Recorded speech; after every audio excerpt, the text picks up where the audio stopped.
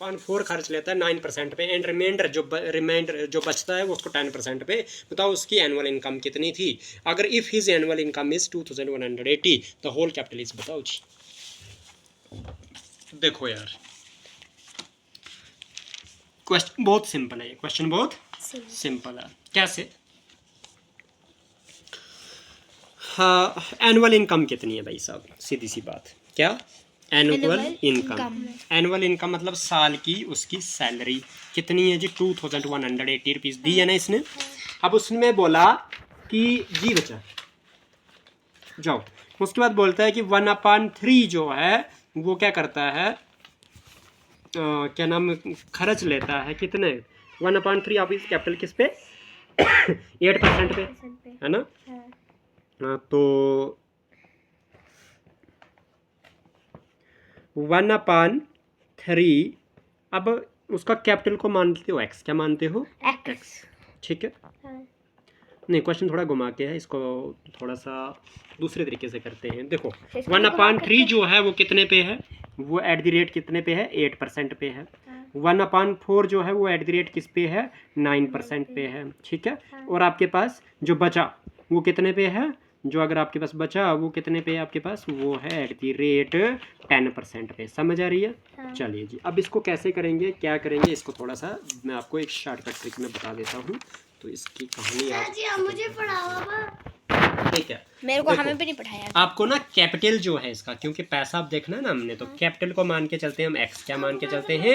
X मान के चलते हैं। ठीक है। तो जो कैपिटल 1 C1 होगा, C1 होगा, वो किसके बराबर होगा? वो होगा आपके पास 1/3। क्या होगा? 1/3। यहाँ तक कोई डाउट?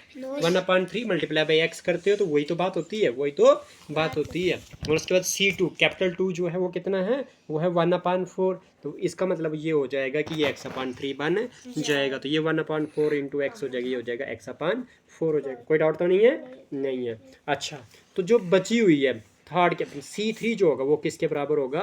वो होगा आपके पास टोटल कितनी थी आपके पास?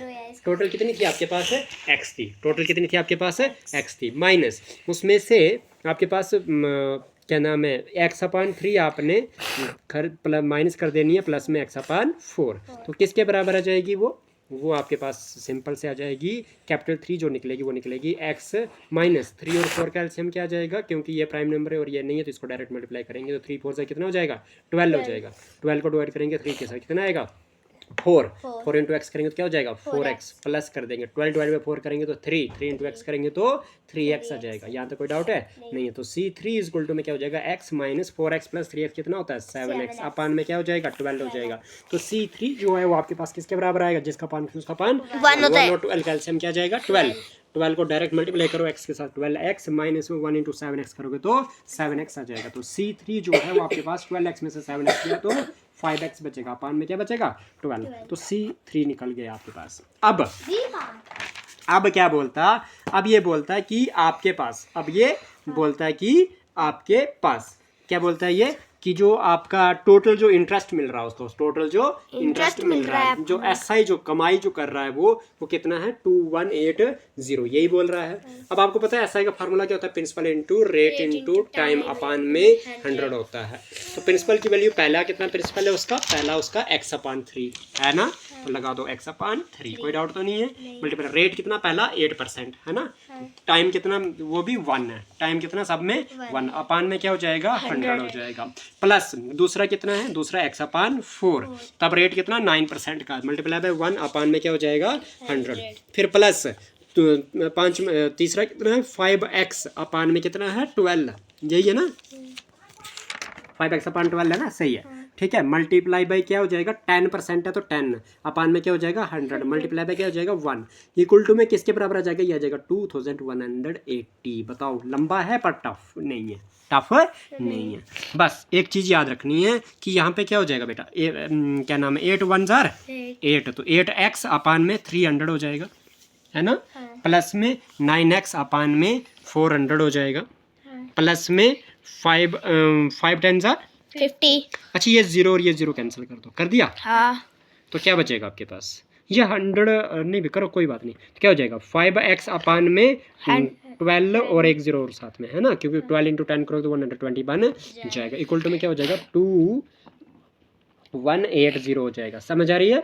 चलिए, तो इसका मतलब क्या हो जाएगा आपके पास, ये हो जाएगा सिंपली, आप इसको क्या करोगे, आप इसको देख रहे हो अच्छा एक और चीज़ है यार, यहाँ पे ये 100 ना कैंसिल करते हो, एक चीज़ करो आप, 100 कैंसिल नहीं करोगे आप, 100 कैंसिल नहीं करोगे। अगर आप 100 कैंसिल नहीं करते हो तो क्या हो जाता है भला आपके पास, ये 0 और ये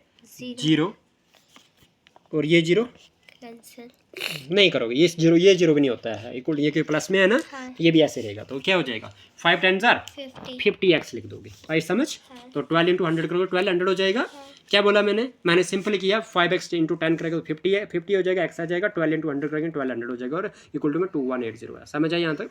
अब क्या कर देंगे 300 400 और 1200 में सबसे बड़ा क्या है 1200 है, और 1200 जो है 400 के टेबल में भी आता है और 300 के टेबल में भी आता है, क्योंकि 3 4 12 और 4 3 12, तो एलसीएम 1200 बन जाएगा। 1200 को डिवाइड करेंगे 300 के साथ तो आपके पास आ जाएगा 4 इंटू 8 करेंगे तो कितना हो जाएगा 32 x हो जाएगा, प्लस में 1200 डिवाइड बाई 400 करेंगे तो आएगा 3 9 27x हो जाएगा। 1200 को 1200 के साथ डिवाइड करेंगे तो 1 आएगा, 1 इंटू 50 करेंगे तो 50x आ जाएगा, इक्वल टू में 2180 बन जाएगा। विच इम्प्लाइज में क्या हो जाएगा, इन सबको प्लस कर दो, 0 + 7 + 2 9 होता है, 5 + 2 7 + 3 10 होता है, इधर x आ जाएगा अपान में 1200 बन जाएगा, इक्वल टू में क्या हो जाएगा 2180 आ जाएगा। यहाँ तक कोई परेशानी तो नहीं है किसी को? पक्का?